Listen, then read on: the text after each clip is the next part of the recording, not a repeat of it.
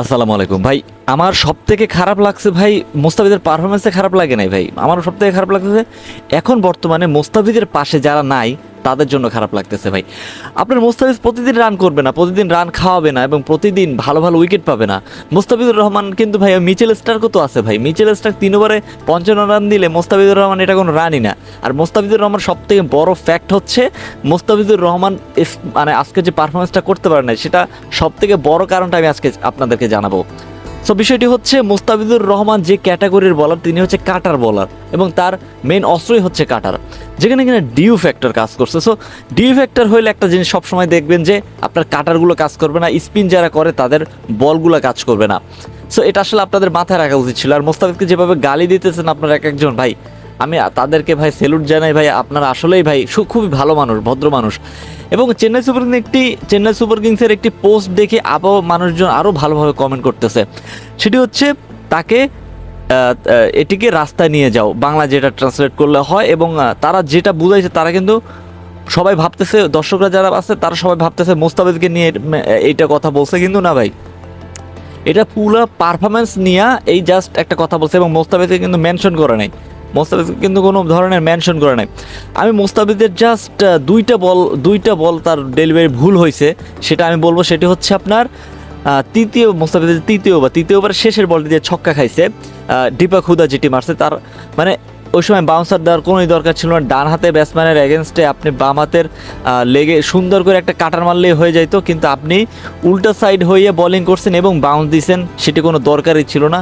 এবং লাস্টের ওভারে নো বল 4, এটি ছিল মানে মোস্তাফিজুর রহমানের সবথেকে ভয়ঙ্কর দুটি বল, কিন্তু বাকি বল সবই ঠিক ছিল।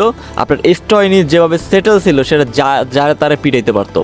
সো আরেকটা কথা হচ্ছে, পাথিরানা কিন্তু 19তম ওভারে 15 রান দিয়েছে। পাথিরানা যে একদম ভালো বোলিং করছে তা না, প্রথম কয়েকটা ওভার ভালো করছিল, তারপর সবাই একটু হাল ছেড়ে দিয়েছে। সো এক একটা বলার যখন আপনার 21 রান দিবে, লাস্ট ওভারে 22 রান দেয়, 23 রান দেয়, 26 রান দেয়, মোস্তাফিজুর রহমান 17 রান দিলে দোষটা কোথায়? আপনার মোস্তাফিজুর রহমানকে এই সময় যদি আপনারা তার পাশে না থাকেন ভাই, কোন সময় পাশে থাকবেন আপনারা? ভাই আসলে দর্শকরা আসলে হারলে জিতলে তালে, হারলে গালি, আসলে এই বাংলাদেশের যে ট্রেন্ডিংটা, এটা আসলে মানে সবসময় চালু আছে এবং চালু থাকবে। হ্যাঁ, খারাপ লাগবে, ইমোশনাল হয়ে অনেক কথা বলা যাবে, তাই বলে ভাই মোস্তাফিজকে যেভাবে নাকানি চুবানি খাওয়ানো হচ্ছে, এটি কি বিদেশি কোনো বলাররা খায় না? কখনো বিদেশি বলাররা খায় না? মিচেল স্টার্কের মতো বলার, যিনি কিনা 3 ওভারে 55 রান খাওয়াইতে পারে, 24 কোটি টাকা দামের প্লেয়ার, সেখানে মোস্তাফিজুর রহমান কি ভাই 2 কোটি টাকা দিয়ে কিনছে? হ্যাঁ, তবে আরও ভালো হইতে পারতো, এটা বলা যায় যে আরও ভালো হইতে পারতো। কিন্তু ভাই মোস্তাফিজে আমি বারবার বলতেছি যে মোস্তাফিজের যে অস্ত্রটা সেটি হচ্ছে আপনার কাটার। সেই কাটার যদি আপনার ডিউ ফ্যাক্টরের জন্য শিশির পড়ছিল রাতে এবং ম্যাচের শেষের দিকে সবাই বলছিল যে শিশির পড়বে, সেদিক থেকে মোস্তাফিজুর রহমান যেভাবে বোলিং করতে চাইছিল ঠিক সেভাবে হয়ে ওঠে নাই। এটি ছিল মোস্তাফিজের বড় একটা দুর্বলতার জায়গা। So Mustafizur Rahman next match খেলবে কিনা সেটা সবারই প্রশ্ন। চেন্নাই সুপার কিংস যদি প্রফেশনাল হয়ে থাকে তাহলে মোস্তাফিজকে আবার নিবে দলে, কোনো সমস্যা নাই।